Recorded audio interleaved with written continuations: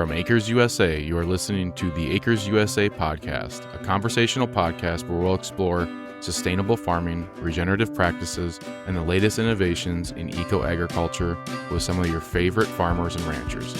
I'm your host, Taylor Henry, the owner and CEO of Acres U.S.A. Welcome to the Acres U.S.A. podcast.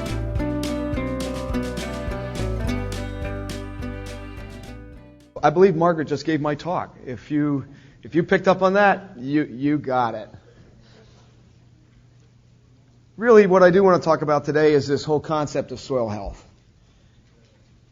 We used to talk a lot about soil quality, and NRCS would always talk about soil quality this and soil quality that and changing soil quality.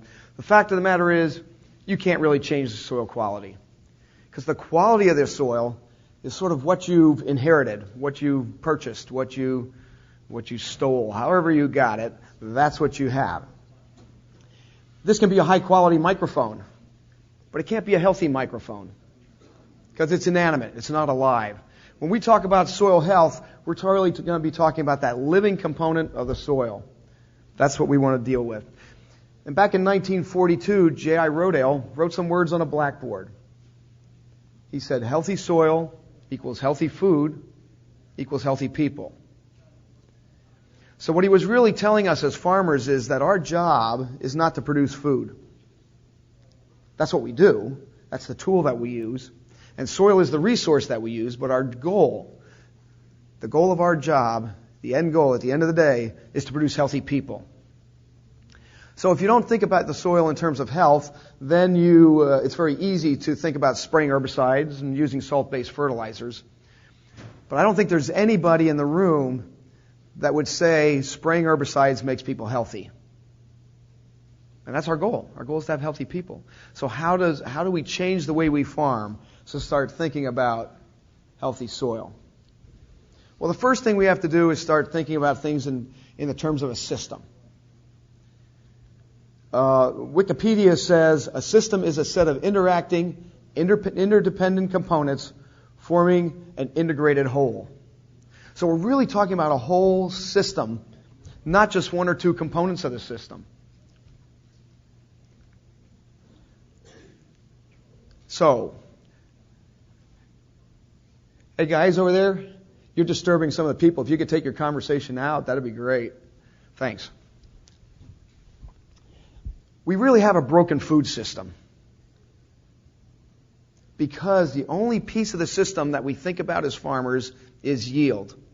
Even here at Acres, if you go out on that trade show floor, you will hear people talking about how they're going to improve your yield. Yield, yield, yield, yield, yield. When the only thing we consider is yield, we get ourselves in trouble. We start having this kind of a system. The reason Iowa is washing down the Mississippi River is because we only consider yield as the measuring stick of our success. How many farmers take their yield to the bank? Nobody.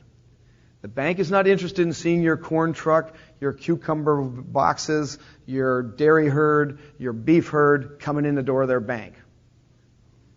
They want to see money. That's what they deal with. So money can be a measuring stick. So is soil health. We have to start looking at the whole system. We get ourselves in trouble a lot when we think about yield. And we don't think about the health and quality of the food that we're producing and how that interacts with the customers and the consumers and even ourselves when we eat that food. We had a field day at the Rodale Institute a few years ago, and there was some potato growers there. And we were talking about marketing and putting your name on products. It was a marketing class. And the one potato grower said, well, I'd never put my name on my potatoes. He said, why not? Well, he said, I'd never eat them. He said, they're garbage. He said, we poison the soil, we poison the potatoes, and that's what customers seem to want because they're only willing to pay a certain price, and it's all about yield. And then somebody else said, well, you guys must eat potatoes. Where do you get your potatoes? Oh, he said, we've got a little organic farm on the side, and that's where we raise all the potatoes that we give to our family and our friends because we would never eat those potatoes. Is that the kind of farming we want to have? Is feeding people and having childhood obesity what we want to have? When we have less nutrition in our food, we have to eat more of it. And so we get all these empty calories, and we have obesity. We also poison ourselves as farmers. When we're not thinking about soil health and we're only thinking about yield, what are we going to do? We're going to spray herbicides to kill weeds, and those herbicides kill us as farmers. We knew way back in 1992 that Parkinson's disease is linked to ag chemicals.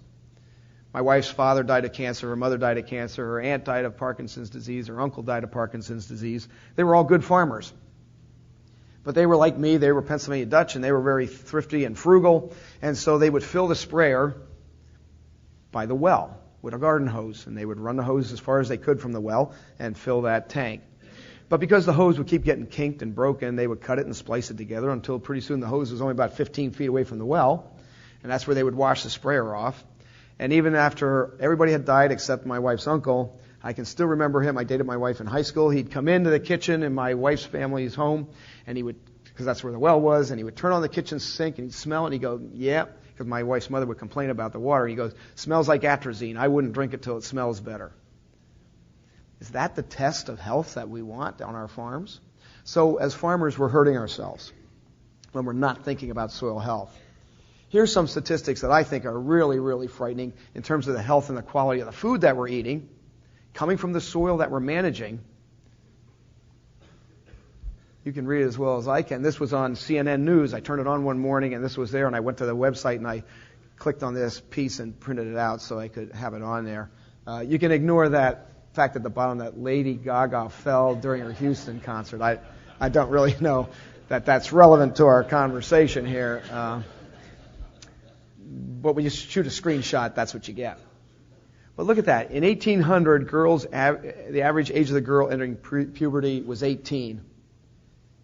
Today, it's 11. It's the food we're eating. It's the way we're managing the soil. If we don't take care of the soil, we aren't taking care of ourselves. When all we think about is yield. And in fact, when they gave this presentation, the doctor that presented this data on CNN, the interviewer said, well, what can we do as a society to change that? And she said, the only thing we can do is eat organic food because they take care of the soil.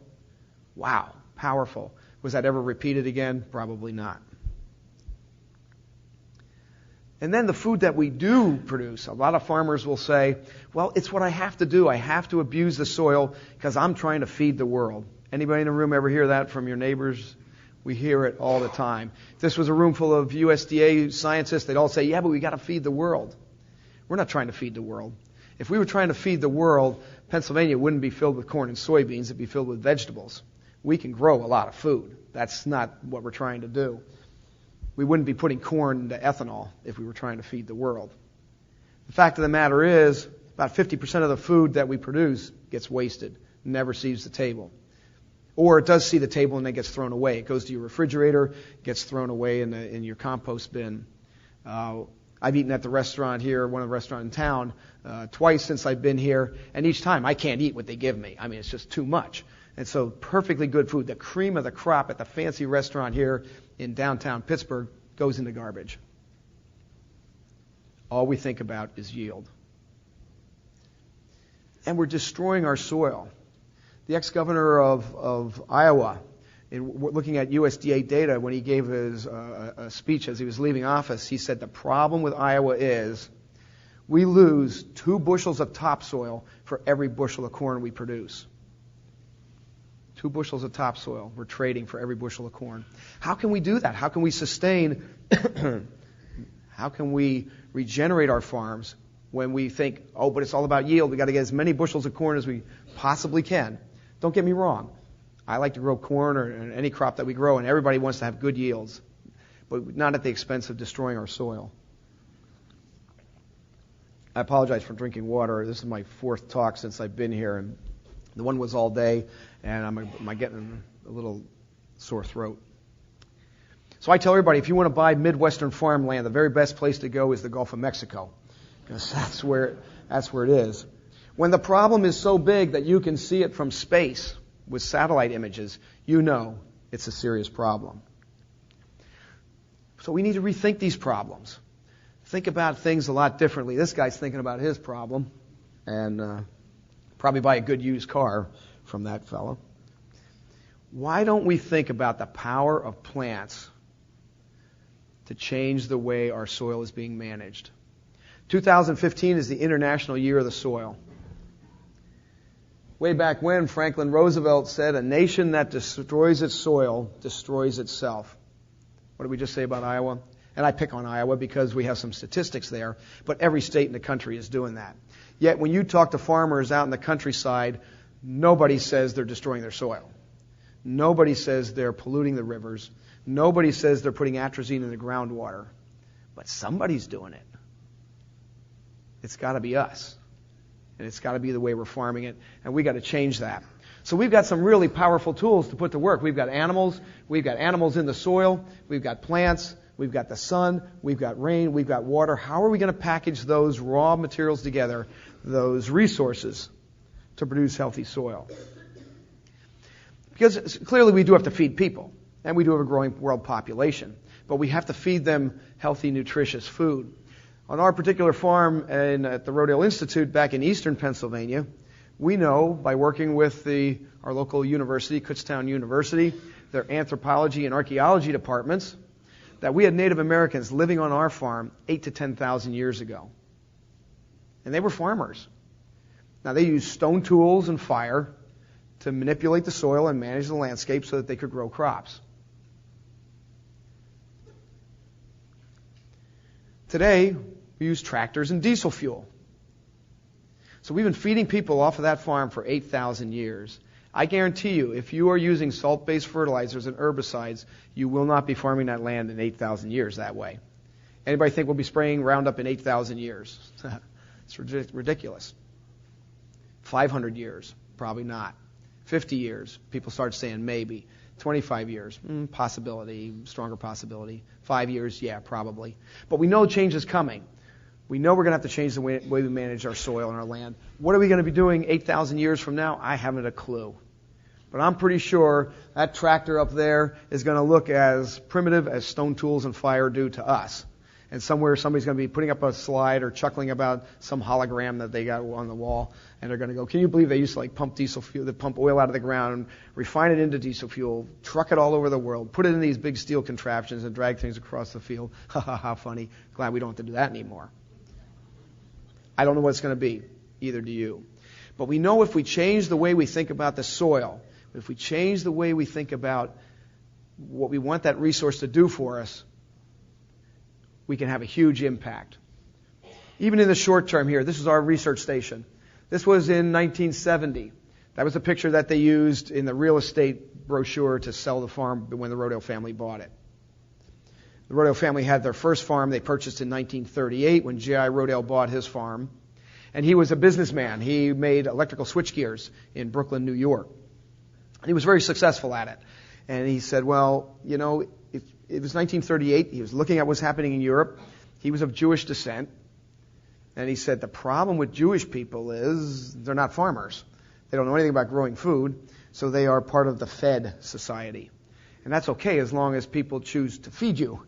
If they choose not to feed you, then you're in big trouble. So he said, I want to be able to raise my own food. He had the money to purchase a farm. He bought a rundown farm. And the first thing he did was he was here in Pennsylvania, he called Penn State, and he said, hey, I never even had a flower pot. You know, I never had any soil in my life. Now I got 70 acres of soil.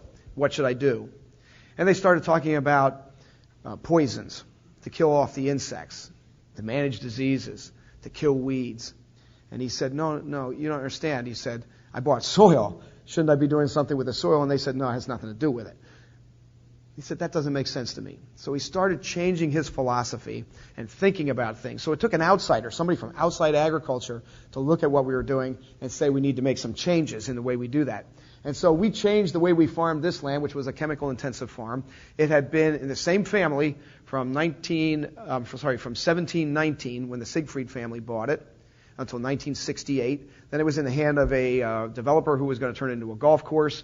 That didn't work out. If those of us who can remember back to the early 70s, we were in a bit of a recession then. The money was tight. He couldn't build a golf course, so he resold the farm. Rodale family bought it.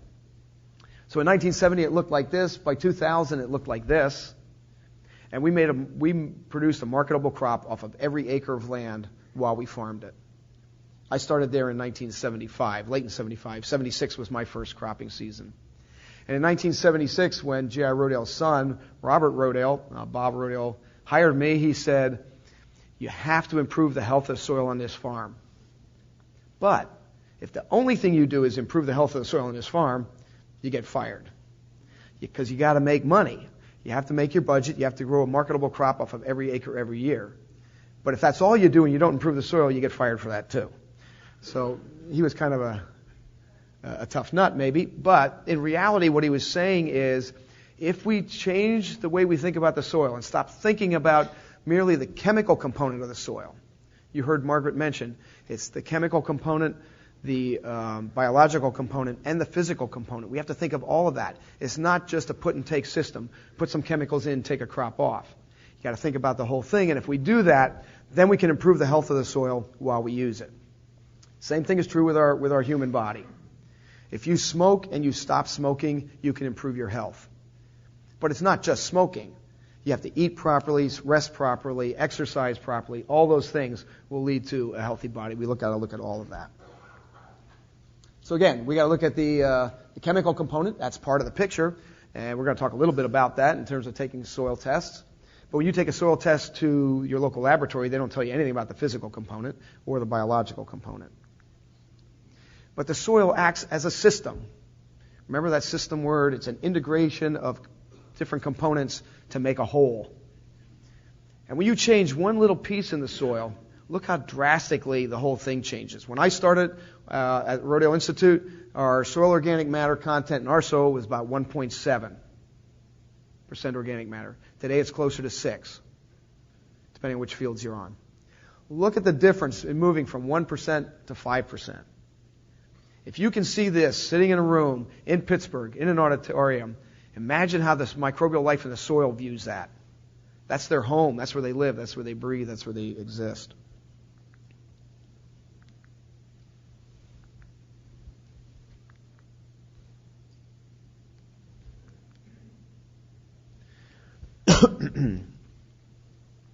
So let's talk a little bit about the biology of the soil. First thing we have to understand is that the soil is made up of living components. My son was a soil scientist when he went to the University of Wyoming. When he was in 6th grade, I remember him coming home because he knows I'm interested in soil and I'm an organic farmer and we farm at home organically. He said, Dad, we learned all about the soil today. I said, what'd you learn? He said, we learned that the soil is made up of ground up rock fragments. I said, okay, what else did you learn? Yeah, that was it. So if we think of the soil as nothing more than ground up rock fragments, then why would we pay any attention to it? The fact of the and how we manage it. The fact of the matter is, in the top 6 inches of your field, if you're in your topsoil, you can have anywhere from 5,000 to 20,000 pounds of living microbial life forms. Here in Pennsylvania, when we talk in generalities about grazing livestock, we'll tell people that you can graze about, on average, 1,000 pounds of livestock per acre above ground. So that'd be one cow, 1,000 one-pound chickens, figure out whatever you want, but it's about 1,000 pounds of animal. Underground, under the surface of the soil, we can graze up to 20,000 pounds. 20 times the amount of life underground that we can graze than above ground. And as farmers, typically, we ignore it. We don't think about it at all. If you had cows on your farm and you didn't feed them, PETA, SPCA, your neighbors, somebody would come over and start to harass you because those animals have big brown eyes and they look at you and their ribs are sticking out. But underground, you can do whatever you want to them. Spray them, stomp on them, till them up, plow them, who cares? We don't need them. They're the most important life forms on the planet Earth. Because when you see that difference in that change in color in soil, these are some research plots at the Institute that happened to be, in this particular picture, they were fall plowed for wheat, and we were planting wheat. And they were already planted. Both these fields were planted. You can see this is a lighter color, darker color. More carbon, less carbon. 5 feet apart from each other. They started out the same. They're the same quality soil, totally different health. The way we farm the soil has a huge impact on its health. Look what happens when it rained. Hey everyone, hope your summer is going well. Just wanted to update you on some events that we have for the end of summer here in the fall. August 6th, we'll be in Oklahoma for an organic transition field day at Acadian Family Farm. That's a free event. August 19th through the 20th, we'll be in Spring Green at Gary Zimmer's farm, and that'll be a event hosted with Gary and Savannah Institute talking about installing perennial crops into cropping systems and grazing systems. And Gary Zimmer will be a speaker there, Mark Shepard, and then some folks from Savannah Institute. September 10th, we'll be in North Dakota, which is again another free organic success field day at Minokan Farm with Jay Fear. And then September 12th through the 14th in Viroqua, Wisconsin, we're going to have a water earthwork live harvest demonstration and intensive workshop with Mark Shepard and his RAD team. So if you ever wanted to see how to put swales, berms, and water systems in and learn from Mark for 3 days, that'll be a very good, highly intensive event. And it'll be probably a little bit smaller group. So these are hands-on gatherings designed for you guys who want to build healthier soils, stronger businesses, and lasting resilience. And I also want to mention before I wrap it up here, we have our 50th annual EcoAg Conference this December 1st through the 4th in Madison, Wisconsin. And we are bringing a giant lineup again with people like Joel Salatin, Gabe Brown, Rick Clark, John Kemp, Will Harris, Neil Kinsey, and many more premier regenerative agriculture speakers, and I think it's going to be one of the best events ever put on in the regenerative agriculture space. So go ahead and check out more, register for our events. You can head to acresusa.com/events, and you'll see everything there. It did not rain more on the conventional plots. They're only 5 feet apart. Soil couldn't take in water. The wheat wasn't looking good. Look how changing the health of the soil changed the way we can produce crops. The point is we can have our high yields, we can have all the food we want and all the food we need. We just have to change the way we think about it. Change the way we think about the health of our soil. There's a lot of benefits to healthy soil. We're going to build organic matter. We can mineralize nitrogen. We can reduce erosion, increase that water holding capacity. So in that other picture, all that water didn't run off the field, it soaked in. Now when it stops raining and I need water and that all ran off, I don't get that water. Over here I get the water. So when a drought comes along, I can make use of it. Now, we do soil test our fields. Every field on our farm, and I've got 132 fields, get tested every year. I take soil tests every year. Because a soil test is a really important window. It's just one piece of that circular puzzle, it's just the chemical piece. But it is an important window of what's happening in the soil. So when you look at a chemical test, what do they do? If you go out, anybody's here sample soil on your own farm? Yeah, lots and lots of hands. Great. What do? You go out there with a shovel or a soil probe and a bucket and you start taking samples across your field. You got a 20-acre field. You walk in a zigzag pattern. You take a bunch of samples. You put them in a bucket. You mix them all together. Maybe you dry them and pre-grind them. Maybe you don't. You take a handful of that. You put it in a plastic bag. You send it to a lab. So now you took 20 acres. You got it down to a handful. They take that handful and they break it down they liquefy it and put it in an eyedropper. So from that one eyedropper, they're going to tell you everything that's happening on 20 acres of land or 200 acres of land or whatever your size field is. I don't think so. But it is an important piece of information. What we're really looking for in that piece of information is trends. That's why I sample my fields every year. People say, oh, it's expensive. I say, no, it's cheap. It's way cheaper than fertilizer. I talked to a farmer we were in Texas together, but he farms in Indiana, and he said, well, I soil test just because I soil test, but I never pay attention to it. I put the same amount of fertilizer on every acre every year. Been doing it for 40 years. I don't care. I grow continuous corn, and that's what I do. I got a fertilizer program, and I pour it on, and I get high yields. I said, but you're killing your soil. He said, but I get high yields. I said, it's not about the yield. It's about the soil. We talked about that in 2014. I saw him again at the same meeting in 2015. He said, I couldn't stop thinking about that in that conversation. He said, as I look across my farm, and he's getting older like me, he said, the soil was much better when I bought the farm than it is today. I'm getting higher yields, but my soil isn't as good. I really think I need to start planting cover crops and change the way I think about my farm. He said, I'm not going to be organic. We didn't get him there yet. Maybe he'll live long enough and we'll wear him down. But the point is, you got to change the way we think about it. And when we start thinking about the soil as being alive, that's where the transition takes place. It's not just in the field, it's in our heads. And we got to make sure we do that. So we do soil test. And what we're looking for, and I don't expect anybody to read this, just put up a sample of a soil test. What we're really looking for is trends over time. Because it's just an eyedropper full of soil, sampling error can make a big difference. If you're a grazer, you spread manure on your fields, animal manure, and you happen to stick the probe where there is manure, and next year you stick some where there wasn't manure, it's going to be totally different. So I want to look at sampling error.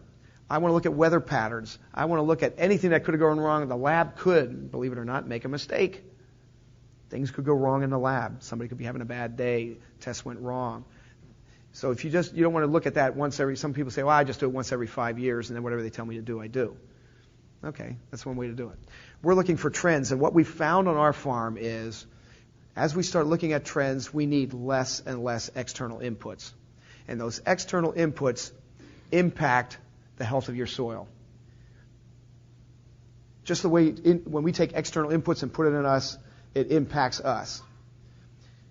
You eat pepperoni pizza, you get an upset stomach, external input had an impact.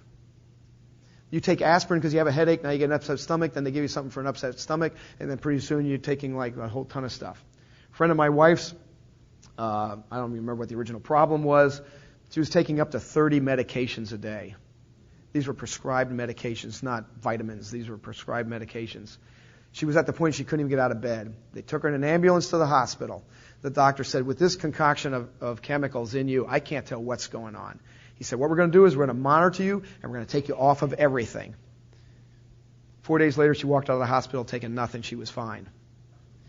These external inputs can have a really confounding force on anything that's green and living. So you do one thing, you put gypsum on the field, and you say, well, I adjusted the pH, now my CEC ratio is off. Now I got to do this, and now that's off. Oh, I need more calcium, I need boron, it's very complex. If you're not a super-duper soil chemist, you don't know what you're doing. And even if you are a super-duper soil chemist, you probably still don't know what you're doing. Dr. Chris Nichols, who is our soil microbiologist, said, and she would tell you if she was here on stage, she happens to be in Paris, France right now, talking at the climate change conference. But she said, if you look at what I knew when I entered my bachelor's degree as a freshman in college, and what we knew about soil health, she said we knew about this much. By the time I got my PhD, we knew about this much. She said, I'm the only person I know that got my PhD and got paid to get dumber.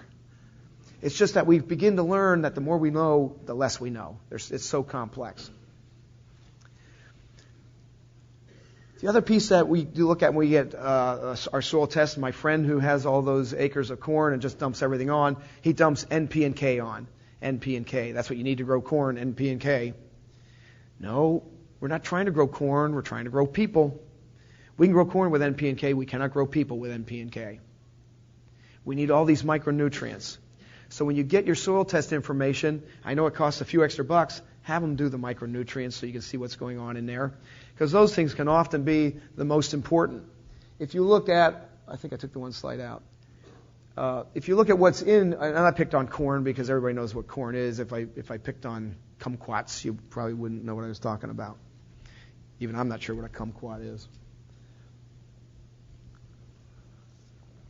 But all of those nutrients make up the density of the corn. So if corn is 56 pounds, if you take it up to 60 pounds, you're getting a lot more nutrient density in that corn and a lot more feed value. Most micronutrients have a negative cation exchange, just a little teeny bit of soil chemistry here. And they have to bond with something else. Let's just look at sulfur. If you saw, I'm going to jump ahead. If you saw this picture of corn in the field, and this is a research experiment so they know what the problem is. This isn't just in a farmer's field. If you saw this corn right next to this corn, you would say it was nitrogen deficiency. The reality is it's sulfur deficiency. Sulfur helps to release the nitrogen. If there's no sulfur, you can have all the nitrogen in the world you want on the field. Just keep pouring it on. You won't get a response from it if your sulfur levels are too low. So how do we manage that? It's a very complex system. It's very difficult. What we try to do is we manage the system by looking at what nature does. Nature doesn't fertilize the forest. Nature doesn't fertilize grass prairies. We made tremendously rich soils just with grass. It took a long time, but over a millennium we can make really rich soils just with crops. So we plant cover crops on our farm every year. There's something green and growing on every part of our farm every month of the year. And we feed our soil with compost. When you look at compost, it has some fertilizer value, but what it really has is a rich, complex system of micronutrients that we can put out on the field and feed that microbial life on the farm, and things work out. Same thing is true with, here's alfalfa. If you saw that field, you would say, oh, there's a problem here. We're going to have to get some spray and put something on there. And there's plenty of people out here on the trade show floor that would tell you what you need to do. And the problem was they took all the sulfur out of the soil, so there was a sulfur deficiency. Even though alfalfa is a legume, all the nitrogen it was fixing was not available to the plant. Same thing can be true with potassium. Potassium deficiency looks like this. You want to make sure that you have phosphorus, the same thing. We can all look at pictures of these things. I'm just jumping through some stuff because we got a lot of stuff to cover here. Nitrogen. Everybody says, well, the problem with transitioning to organic is you don't have enough nitrogen. If you want to have animals, then it's okay because you got manure. You need something out of the cow's butt. But that's not true. Nitrogen is not a limiting resource on the planet Earth. Everybody that just took a breath, just breathed in 70% of what you breathed in was nitrogen. Nitrogen is not a limiting resource. Where it is and the form it's in, that can be limiting. But again, jumping back to that previous slide, we've got plants. Plants that form symbiotic relationships with bacteria in the soil that will grab nitrogen out of the air, legumes, and put it in the soil. We all know about that. Why don't we make better use of it? So soil health really equals plant health. Plant health equals crop quality. And crop quality equals our health. But it all starts with the soil. We really have to think about the soil first. And when we think about the soil, it's broken down into many different components. But about 45% of most soil is the mineral component. About half of it is air and water, and that's an exchange thing. It's real simple. When it rains, there's more water. When it stops, there's more air. As things go back and forth. And we have very little control over that unless you have irrigation. Then you can change that. You can't really change the mineral component. That's the soil quality. That's the part that you bought. So it's this little piece here that goes anywhere from 1% to 5% or 20%, wherever you're at in your soil, with the organic matter. That's the part we get to work with and have an interaction with. The way you till the soil, the crop system, the cropping sequence you choose, crop rotations, all impact that little 5%. Let's jump through that. So here's that little 5%. That 5% is made up of stable humus in the soil, and we want to increase and improve that. The readily decomposable material, that's the fresh stuff that you just sort of tilled into the soil. And then this little piece here, which is that 20,000 pounds of life forms in the soil. These are the guys you got to feed. So you can see how things get smaller and smaller and smaller. And that's because in a foot of topsoil, you got a lot of bulk. I mean, if you would start scooping up a foot of topsoil and putting it in a truck and hauling it away, you would have many triaxle loads of topsoil that would come out of the farm. It's very heavy and dense because that mineral component's heavy. But this little bit here is what you got to feed. This is what feeds them, and it's just this little piece of this bigger puzzle. So it's very complex.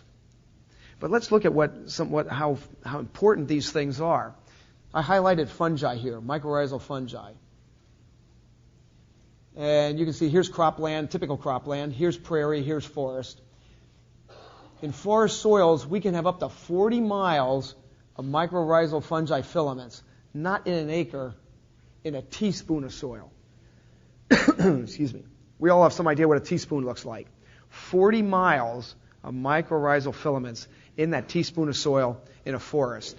Look what happens when we farm it. We get down to a few yards.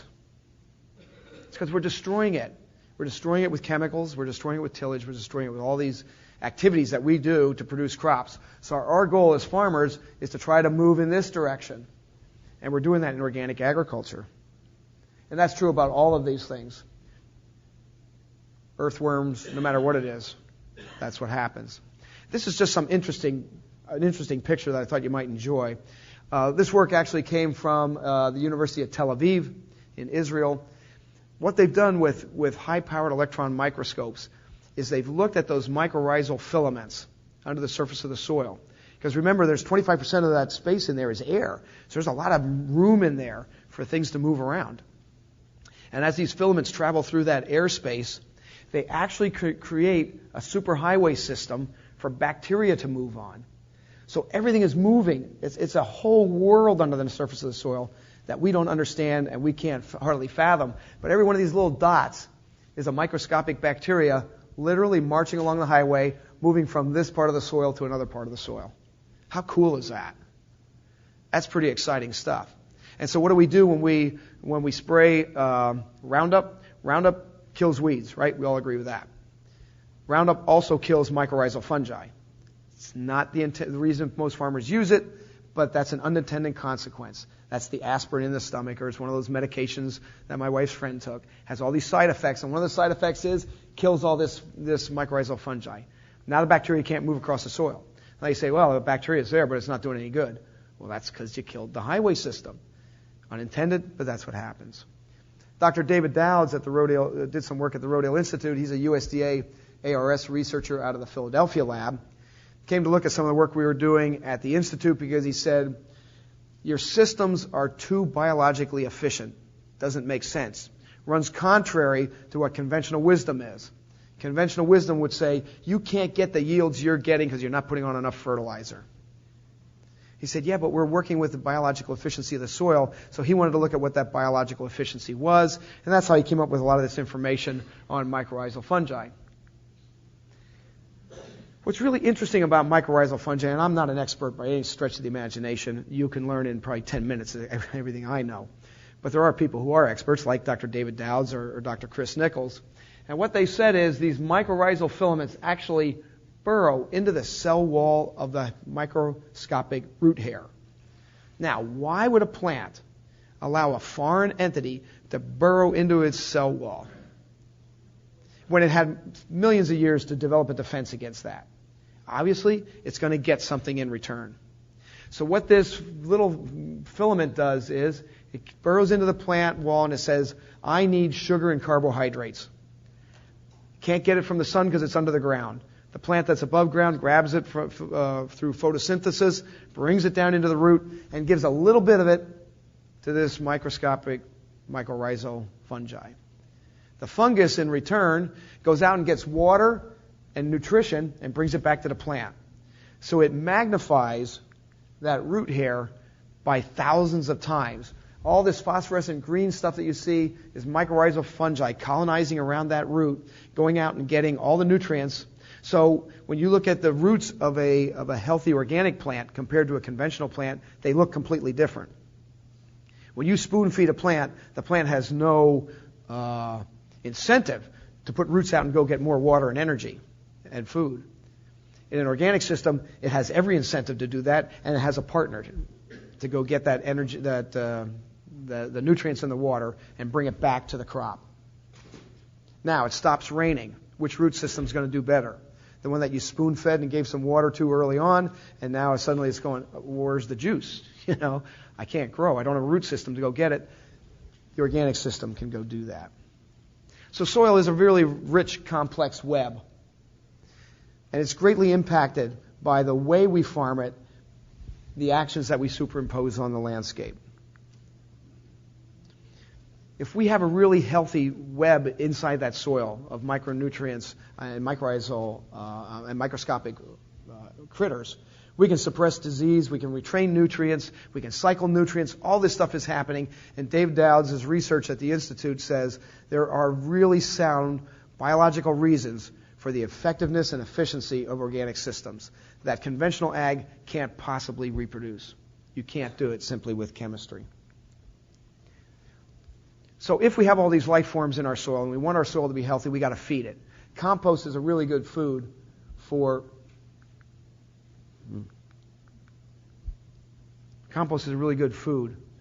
microscopic critters and earthworms under the surface of the soil. You got to feed them. Dr. Nichols always said, microbes are born starving and homeless. You got to give them a home and you got to give them some food, or they're not going to stay there. They're going to die. So we got to make compost. Tough slide to see. I understand that. The main point I want to get across is that compost has many uses, and we really need to think about that. We compost livestock waste.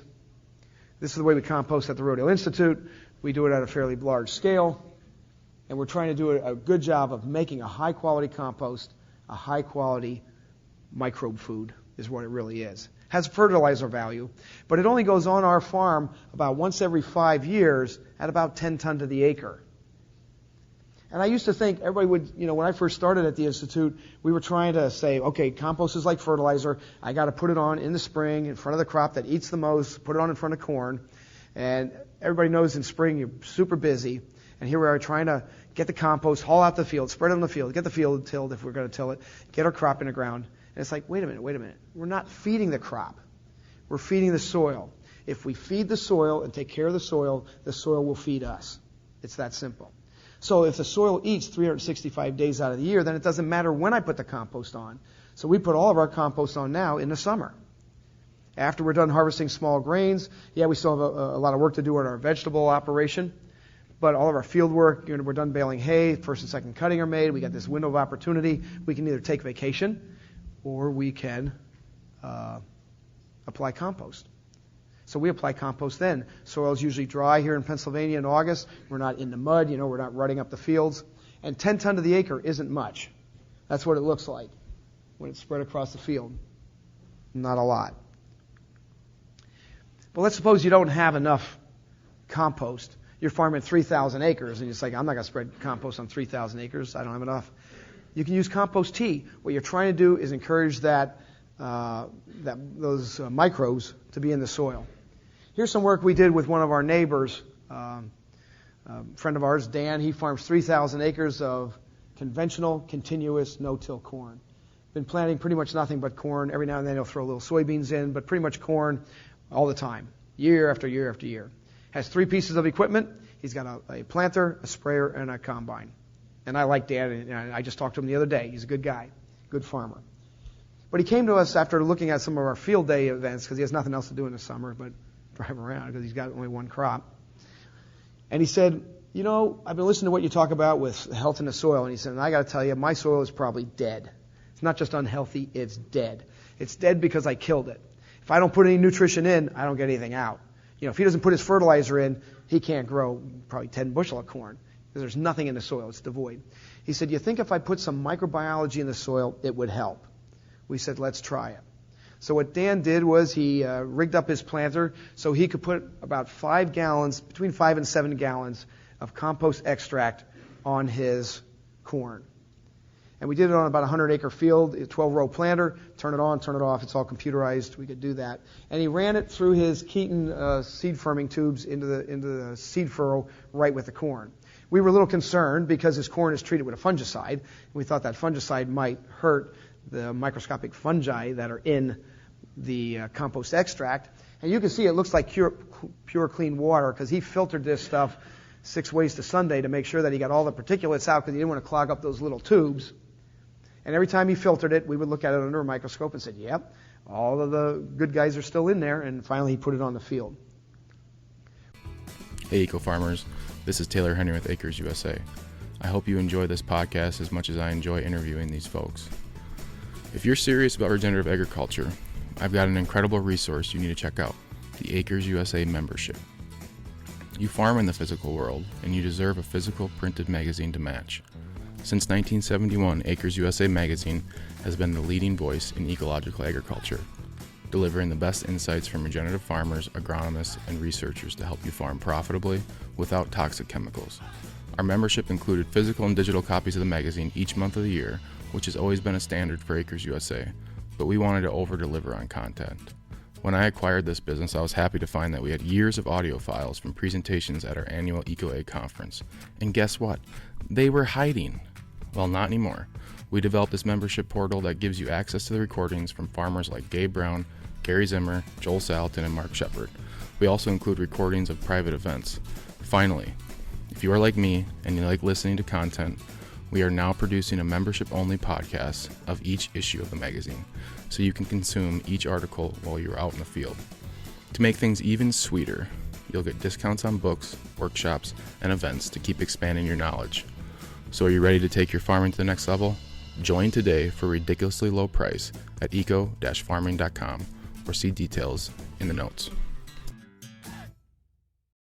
What happened when he put that little bit, 5 gallons per acre of microscopic fungi into dead soil, he went from basically having, in this organism assay, almost nothing in the field. Nothing. Protozoa is 0. Went to 17,000 in his field. That's what we lost some, but we got most of it into the field. Fungal species, remember he hardly has any. 500 is all we could find in the field. Jumped up to 25,000. I don't know what these numbers all mean. It's hocus pocus. It's science. It's a soil microbiology terms. The point is, by putting that in the soil, we could make a difference. And what Dan got out of that was, every place he turned that on, he got a 15 bushel bump in yield. The soil responded to that little bit of life he put in the soil. The second year he did, he got an additional 11 bushels. The way Dan farms, 15 bushels, 11 bushels is his profit. If he's getting 250 bushel and he gets 265, he made money. If he gets 240, he lost money because his input costs are very high. So the reason Dan talked to us the other day is he said, instead of putting it in with those little tubes, he said, I just put in a sender pivot system with an injector on it. We're going to flood the field with it and just cover the whole field with this stuff. I got to start building up the life of my soil. He's recognized that there's huge impacts from that. Also huge impacts from crop rotations. One of the most important and easiest things you can do on your farm is rotate crops. Nature loves diversity. The more diversity you put into the system, the better off you'll be. When you plant corn and the next year you plant soybeans, all those corn roots are still in this underground. You took the top off. You chopped it for silage. It's gone. Underground, it's still all there. Now you put soybeans on top of it. You get this really complex root structure from decomposers that are decomposing the corn roots to microbial life that's helped supporting the soybean roots. Everything is intertwined as a really complex system. That crop rotation also has to include cover crops. All of that microbial life under the surface of the soil gets its energy from the sun. It gets it from a plant. No plant, no energy. No energy, no life. So what do we do on conventional farms? You can drive from where I am in Philadelphia, you can drive almost to California, and all you see today is brown. Dead fields. Well, we harvested the corn. We're not going to plant it till next year. Well, now you're killing off all the microbial life in the soil that you did build up over the summer. It's all dying. Can't live. There's no energy from the sun. If all of us in this room sat here all winter and did nothing, just sat here, and then we got up in spring and we had to go to work and work 12 hours a day, you couldn't do it. It'd be impossible. If you were Olympic athletes and you wanted to participate in your sport and you didn't exercise and work out and train year-round, you would not be any good at it. But that's what we expect the soil to do. We expect it to be dead 8 months out of the year, because we really only use 4 months out of the year for a growing season on corn or beans or pumpkins or cucumbers or whatever you're growing, tomatoes. You're using it 4 months out of the year, and for 8 months you don't use it, and then you expect it to perform. It cannot. You need a much more complex rotation that includes cover crops. So a crop rotation has to be long and diverse. Nature loves diversity. So in our systems, in our grain systems, we've got probably like a 7-year rotation. If we can get hay in there, it's more like an 11-year rotation. So I plant corn, that field doesn't see corn for 11 years. That's really a complex rotation. In a vegetable system, it can be even more complex because we have so many more crops to work with. 40 or 50 crops. If you got carrots here, that plot might not see carrots for 50 years. How much work does that do to helping us manage the pests and the life in the soil? It's huge. You got to think about that. The point is, your crop rotation has to be planned. It's the one thing that you can control in your farm. Can't control the weather, can't control lots of things, can't control the prices maybe, but you can control your rotation. Spend a lot of time this winter thinking about your crop rotation, trying to diversify it, trying to get more cover crops in so that you can feed that micronutrients in the soil and build your soil health. You rotate cash crops, we can rotate tillage, we can rotate pest management strategies, rotate cover crops. Everybody says, what's your favorite cover crop? I love them all. You want them all. You have to have a very diverse set of cover crops in your crop rotation. Here's a game that I'd like you to play this winter. You can do it on a computer, you can do it on your kitchen table. Every crop you produce, write it on a 3x5 note card and lay it on the kitchen table in the pattern that you plant them. So in this case, at the bottom here, we got corn, soybeans. This is a 5-year rotation. It's a conventional rotation. Came out of one of our long-term studies. And you can see we plant corn in the spring. These are 5 years, spring, summer, autumn, winter. Plant it in the spring. You know, it's real tiny, not really using much of the soil. And somewhere here where this line is, it's starting to die off. We only really grow it in the summer. So there's really nothing green and growing there as it's senescing and drying down. And then we do nothing with it until we plant corn next year, so everything in the soil died. So what we're going to do when we put our 3x5 note cards on the table, we're going to start to try to rearrange those and create windows of opportunity to get cover crops in. These two systems are organic systems. You can see we're starting to fill in those niches, having less and less bare soil. Up here we've got clover and alfalfa. We can have that in there for years. Now we got something covered with green, something green and growing with no tillage for years, building up that health of the soil. Anybody ever plow down sod and plant corn? Yeah, lots of hands again. Have problems with weeds? No. Have problems with diseases? No. Have problems with insects? No. The sod took care of everything. The life in the soil took care of everything, and we can grow great crops. How are we going to take that piece of biological information and put it to work for us? Because not all of us can grow hay. But how do you get cover crops in that can fix nitrogen and do what we need to do? Margaret's giving me the sign. I got a few minutes to go, and then they're going to give me the hook. Tillage. Okay, picture yourself, we're all earthworms. Just for a couple seconds here, we're all earthworms. Here comes the chisel plow, the rotavator, the disc, the moldboard plow, whatever tool of choice you're tilling with right now. Is this a good day? Oh no, this is a bad day. This day is not good. But in organic systems, we have tools that we can use. We're not backward farming. We're not talking about going backwards. We're talking about modern, state-of-the-art agriculture using all ag technology that we can use except for synthetic herbicides and salt-based fertilizers. Does using satellite guidance systems on our cultivator impact our health? No, it does not. We can use it. We're going to use modern technology. Does using a robot as a weeder or a milker in your barn, does that impact your health? No, it doesn't. We can use it. Any of these tools we're going to use. So let's look at ag engineering for a minute and couple it up with some biological ideas that we know we have in using cover crops. Anybody here ever put mulch on a garden? Everybody's hand goes up. Why do you do it? You do it to stop annual weeds from growing. So we already agreed. All of us do it. We've been doing it for thousands of years. Put mulch on the surface of the soil, stop annual weeds from growing. If I told you to mulch 5,000 acres of corn, you would laugh. Maybe you, depending what state you come from, you'd be polite. I was in Canada a couple of weeks ago, and they're very polite up there in Prince Edward Island, and they would not get up and leave. If you were in Philadelphia, they'd throw things at you. So it's just not going to happen that you're going to mulch all that landscape. Unless you can grow the mulch right in the field where you're working, terminate it mechanically, that's what we're doing here, and planting a crop right into it. Any annual weed's going to grow through this, look at all that mulch. It's right there on the field. We can plant right into it. We're going to use modern no-till planter technology. Anything wrong with that? Nope, we can use it, and we're going to use it. Set a guidance system on this tractor that's R2K, we can use it. Why not? Let's take use of it. Let's look at what happens here. These happen to be two plots that were side by side at the Rodale Institute, and they were both planted to corn. This plot over here had alfalfa in it. Alfalfa is a perennial. Can't kill it with a roller. You're going to have to terminate it with some tillage. So we moldboard plowed it. Then I disked it. I cultipacked it. I planted it.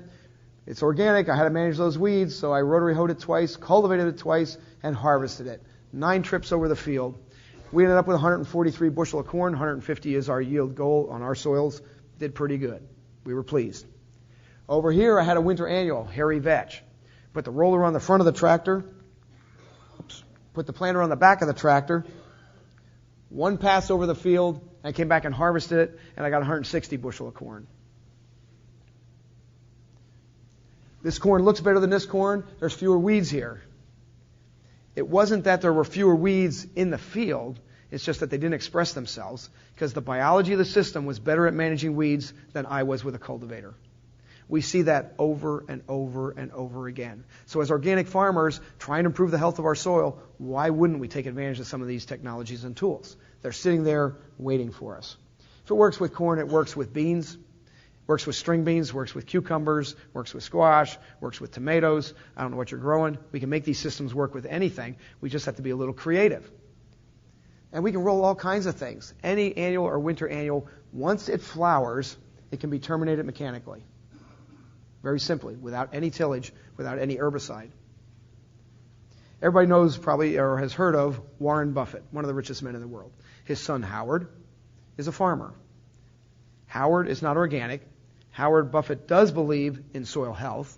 He's been around the world more than most people, and he's seen what degrading soils can do to human populations. And he said we have to improve the health of the soil. He's not ready to go organic. But he does use cover crops, and he does roll them, and he does no-till plant soybeans into them and his other crops. And he says, why wouldn't I take advantage of this technology that came out of the organic world and incorporate it in the conventional world to start to improve the health of his soil? Of course he should.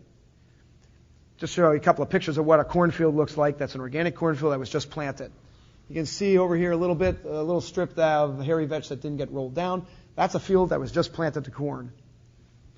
There's a slot that we cut through it with modern planter technology. We can do that. Stick our crop right in there. Here's the corn coming up through that mulch. Does that look cool or what? Could be sweet corn, could be whatever it is you want to grow. Here's the field. Looks like a dead mat of cardboard. It is. Here's the field when the corn's growing. No cultivation, no weed management. Biology of the system's taking care of it for us. The health of the soil is improving while we're doing this. It's going to rain on that field. Are we going to get any erosion? No, we are not. So when people say organic farmers cause erosion, no, we don't. We don't have to. Even when we use tillage, we don't have to. We build soil with a moldboard plow on our farms. People say moldboard plow destroys soil. It can. Mix it with salt-based fertilizer and herbicide, you'll kill soil really fast. You can build a house with a hammer. You can knock it down with a hammer. It's the same tool. It's all in how we use it. So we do some tillage on our farm, but we don't till any more than we have to. Here it is at the end of the season. Here's soybeans. It's scale neutral. You can do it on a big scale. That's a 30-foot roller. Howard Buffett has two 60-footers. That's just ag engineering. People wake up every day dreaming about ways to make that happen. You can do it with a piece of 2x4 and a metal cleat with some wash line rope. It's not the tool, it's the biology that's working. This is inside a greenhouse. This woman is stomping down her cover crop with the weight of her body, hand transplanting tomatoes into it. Cover crops we already talked about. Margaret's going to throw things at me soon. The other thing I do want to touch on quickly before I finish up is this idea that animals can be a huge partner in building the health of the soil. Animals can destroy pasture. Animals can build pasture. It's, again, another tool in how you use it. Animals are a great tool in helping us manage weeds. Animals are a great tool in helping to build the biology of our soil. Pasture is a tool. Every field on our farm at the Institute is a pasture, and every field is a crop field. We plant crops, and we don't have any designated pasture. It's all moves in and out of pasture as we use animals to improve the health of our soil. We truly believe that animals belong on farms. Getting back to that yield question, animals do not belong in feedlots. What are we doing across the Midwest right now? We're saying, you're right. Animals don't belong outdoors in feedlots. So we're going to put them indoors. Right now in Iowa, we're building all of us, because we all pay for it, because we're using NRCS funds to put animals, beef, indoors. We're getting rid of feedlots. We're putting a roof over them. Beef today, if we follow the NRCS system, will never see the light of day. A cow will be born in a building and it will die in a building, and it never goes outside. Purdue University says, there's good reasons for that. Mostly they say, it's very efficient for the animal. It's healthier. It's healthier for the animal. If you were locked in this building your entire life, would you feel healthy? Why do you think animals would feel that way? Animals belong on pasture. These are our dairy cows back at our farm. Which animal is happier and healthier? We all know that. We can't be fooled into thinking they should belong in buildings. And we're using those as a tool to build health. We got to feed that life in the soil. Every one of us, whether you have animals or not, is a livestock farmer. It's just that your livestock is underground. We got to take care of it. We got to feed it. A couple takeaway messages here. Every one of these components is just a piece of the puzzle. Remember, it's a system. You change one thing, it changes everything. It's not as simple as just changing one thing. People always want a recipe. We have an extension agent in Pennsylvania. She said, if you could just give me a recipe for organic, I could get people to do it. It would be a recipe for disaster. Because everyone in this room has a different operation, a different set of resources, different goals and aspirations. You got to think about all three of those components on your farm, not just the chemical piece, but the physical piece, the biological piece. Think about tillage on your farm. Think about animals above ground and below ground. Crop rotations, inputs can all be part of your success. That's me. I thank you so much for your time. I appreciate you being here. Thank you.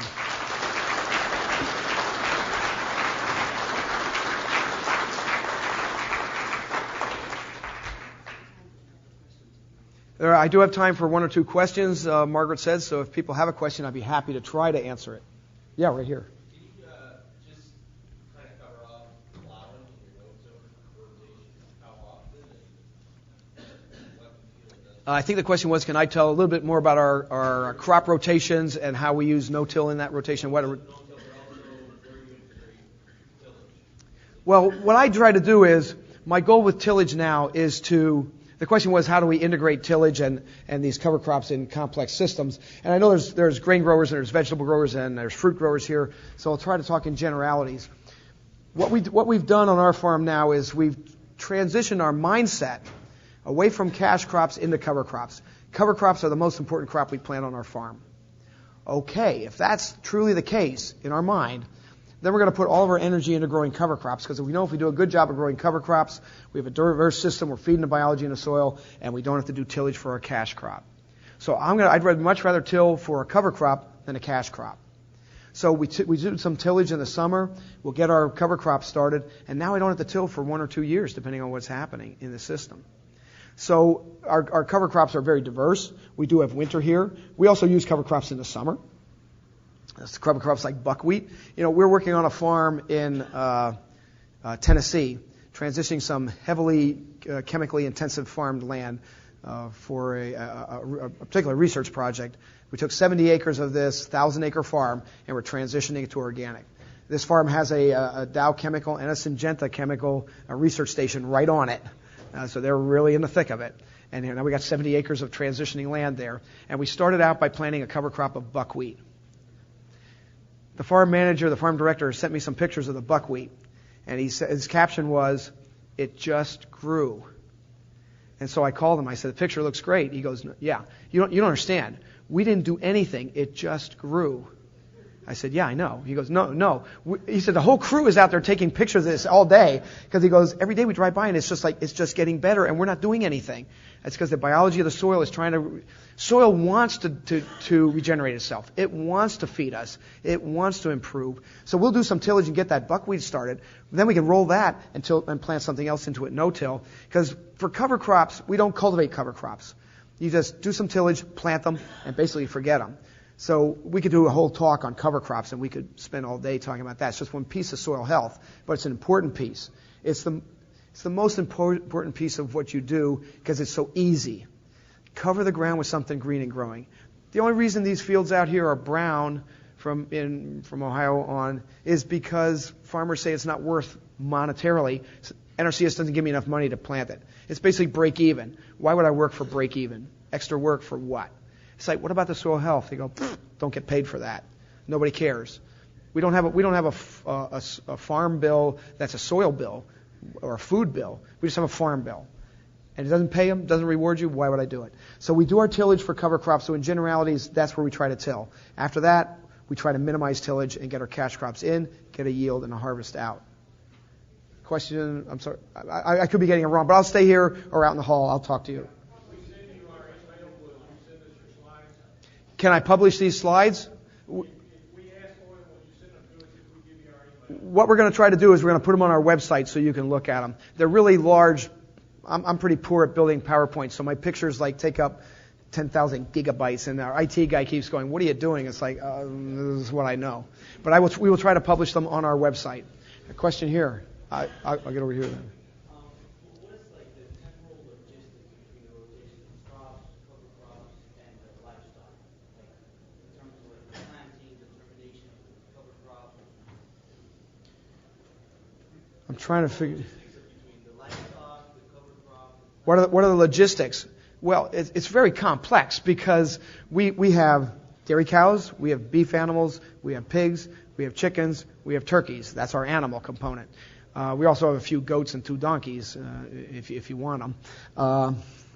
We have about 25 acres of vegetables, and those rotate some across the farm. The pasture rotates through the farm, and we grow every grain you can think of. We grow corn, soybeans, oats, wheat, barley, rye, and we have hay, and then we have cover crops superimposed in there. So all I can tell you is, for your particular system, lay those crops out in a rotation and start to rearrange them. And rearrange them and try to create windows of opportunity for cover crops. You want to get cover crops in as often as you possibly can. I'll spend money on cover crops before I'll spend it on fertilizer. Our fertilizer bill for the Rodale Institute, if I want it to be, is 0. People don't believe that. They go, how can you run a 300-acre farm for 30 years with a 0 fertilizer bill? It's because we use compost, crop rotations, and cover crops. And if you have a really diverse plan, and if your soil is really poor to start with, which ours was, you saw that, you may have to purchase some material to get that chemical balance in place because you're fixing problems that somebody else screwed up. That might be true. But lay those crops out and rearrange them. Sometimes you'll find that you actually have to add crops to the rotation. I've talked to several farmers here that say, well, how do I get the cover crops started in the fall when I've got corn and beans there? I said, put wheat in the rotation. Well, we don't grow wheat. Well, you will now. Grow wheat, because when you harvest wheat in July and you're going to plant the cover crop in August, now you have a big window of opportunity to put compost on, put lime on if you want. Try to get a lime truck in spring if you've got 100 acres. They don't want to talk to you. Get them in August. Thank God somebody was buying lime. So it's easy to put it on then. And we can get our cover crop started then. So how are you going to rearrange your rotation to create more windows of opportunity, get more cover crops in? I keep glancing down at Maggie. Maggie's sitting in the front here. She's our vegetable grower. She's always looking for opportunities to get buckwheat in. We're always buying buckwheat seed. It's like, get buckwheat in. 6 weeks later, you can take it out. It's already flowered. It's done its job. We don't need it to go to seed. 6 weeks, that's nothing in the summer. It loves it hot and dry. So we're always trying to stick something in. Even if it's just a little window of opportunity. I'm not going to use that for a month. Put something in there. Don't just let it lay. Because that month, everything's dying off. Suddenly everybody's going, where'd the sun go? You don't see the sun for a month, we get kind of grumpy too. So we don't die, but we would if we didn't eat. If you don't eat for a month and don't see the sun for a month, you're pretty much done. And the same is true with microbial life in the soil. So rearranging things, trying to get windows of opportunity is really important. Somebody had their hand up over here. You have 30 years between conventional and organic on the farm. Yeah. Can you define what you mean as conventional? Do you use Roundup and that sort of thing? I don't think you do.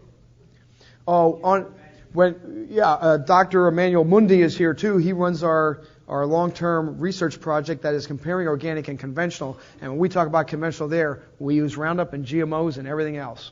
Is that on your property or neighboring property? It's on our property. It's not part of our certification program. That's totally separate. And even the organic plots that are next to it get sold into the organic market. That just leaves the farm. But yeah, that particular research plot, because we're trying to do things for science, back in 1981, the USDA did a study under Garth Youngberg that looked at conventional agriculture and said, what are some of the barriers of adoption? If what Rodale's saying is true, because J.R. Rodale was saying it from 1938 to 1978. We've been saying it for 40 years, and they said, okay, if that's true, why aren't more farmers doing it? One of the barriers to adoption was farmers told the U.S. government there's not enough science. We're smart people. We base our decisions as farmers on good, sound science. We need more science. And so Bob Rodale said, doggone it, let's put some real science behind this and show people what happens during the transition process. What happens to the soil? So we took 2 soils that were exactly the same. At that time, we rented the land. We didn't own it. We've since purchased it because we want to own our research land. And we kept one of those treatments. It's replicated 8 times across this plot, 4 times by tillage. We took one of those plots and we kept it in a corn soybean rotation. It had been in continuous corn for 25 years. I think 1 year of wheat, but other than that, it was 25 years of corn. And we kept it like that, corn, soybeans, and we kept spraying stuff on it. And we look at the soil, and then we look at the soil where we transitioned to organic, with animals and without animals. Because another thing they said in that study was farmers need animals, because nitrogen is limiting. They didn't pay attention in junior high chemistry. So we have those 3 main treatments, and we're looking at, started out as a conversion experiment, a transition experiment, looking more at the agronomic systems, trying to maintain yield, and trying to develop a pattern for farmers to follow. For example, if you want to transition your farm, you're at this meeting, you go, wow, I saw the light, I drank the Kool-Aid, I'm going to be an organic farmer, but you don't have cover crops. Don't plant corn. The only option you have then is to go out here and buy all these expensive fertilizers that people are selling, that my son's selling out here. He's not here, but his company's here. You can buy that fertilizer and put it on, but if you base your organic system plan, which you have to build for the government, if you base your plan solely on purchased inputs, you will go broke. So you got to use these tools. Nature is forcing you, and the fertilizer companies out there will encourage you to use cover crops and tools because they don't want you to go bankrupt. They want you to use their product, and I understand that. So, we do that on these plots, and we look at the soil. So, yeah, it's very complex, but we do have herbicided plots. We use Penn State's extension agents to help us design those plots so they mirror and mimic what's happening in the conventional world out there. Hey, one more question. In a vegetable farm where we need some tillage, can we improve soil quality with doing enough cover cropping, fixing cover cropping, master rotations with tillage? Yeah, the question was, if I heard it correctly, in a vegetable system where we need to do some tillage in order to get particularly small seeded crops established, or we can transplant into these systems too, by the way, but to get small seeded crops established, what do we do to mitigate that problem, or are we destroying soil health? Depends on the tool you're using and how often you use it. If you're using a rotavator and you rotivate soil 4 times a year, that ain't good. How do we minimize that? There's got to be ways you can rearrange that rotation and say, well, I used to do it 4 times a year, but if I change the rotation, I get the same crops in different areas and only do it 3 times a year. You just cut your tillage by 25%. That helps. Now I'm going to use some cover crops and I can transplant some things into it. Now I only have to till twice a year. Now you cut it by 50%. That helps. Whenever we do some tillage and we put cover crops in, it's a little bit like saying, I'm sorry, have some compost, have some cover crops to rebuild your populations. And these microbial populations, you're not going to kill them all in organic soil because you're not using chemicals. They will rebound quickly if you give them a home and food.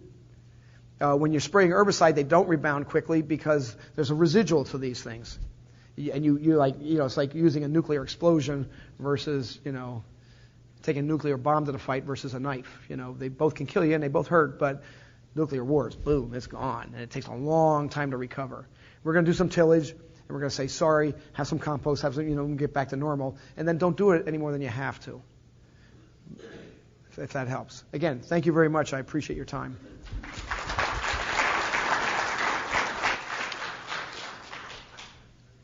Thank you for listening to the Acres USA podcast, a podcast production of Acres USA.